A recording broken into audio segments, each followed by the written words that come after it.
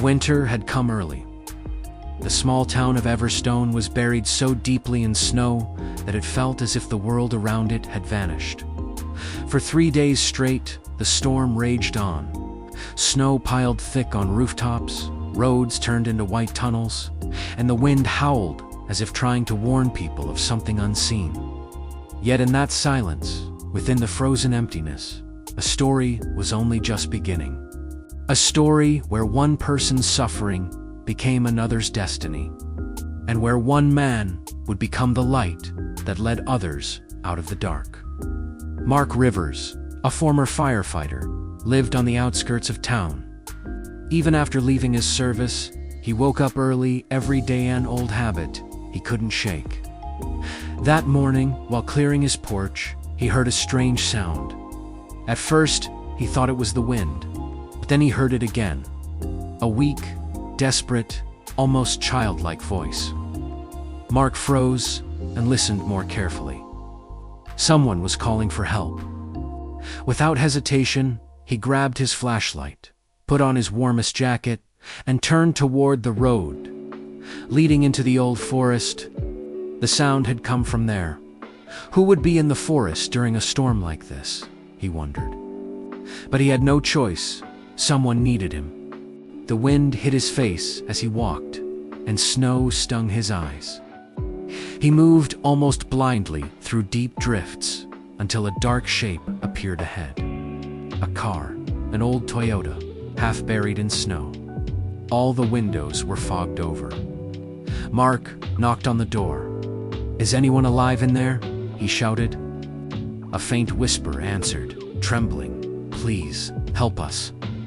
Mark pulled the door open and felt his stomach tighten. Inside sat a woman in her 30s, holding a small girl on her lap. The child was pale, trembling, barely conscious. "My daughter, she has a high fever. We were trying to reach the hospital, but we got stuck," the woman said weakly. Mark placed a hand on the girl's forehead. It was burning hot. Staying in the frozen car meant death, but getting back through the storm was nearly impossible. He looked at them for only a second before making his decision. "Come on," he said firmly. "I'll get you out." He lifted the girl into his arms, covering her with his coat.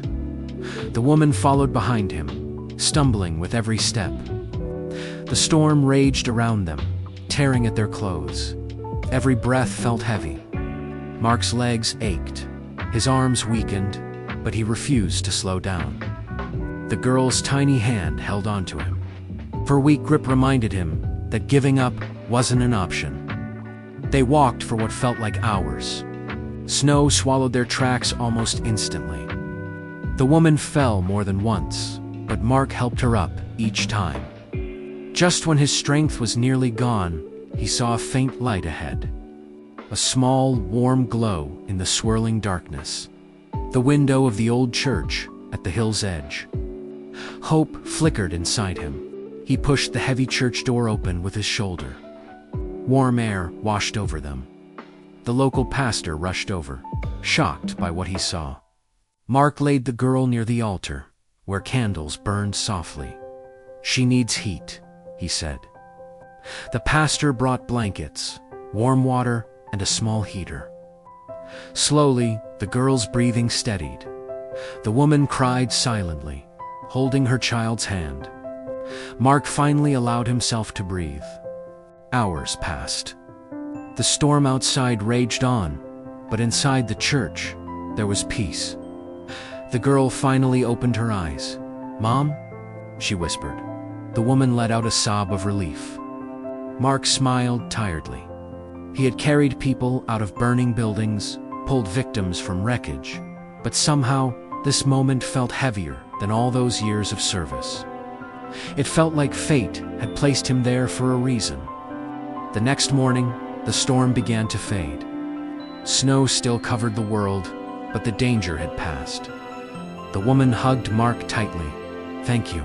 You saved us," she whispered. He shook his head. Anyone would have done the same. But deep down, he knew that wasn't true. Sometimes, in the coldest, darkest moments, a single person becomes the light others desperately need. And that night, Mark Rivers was that light.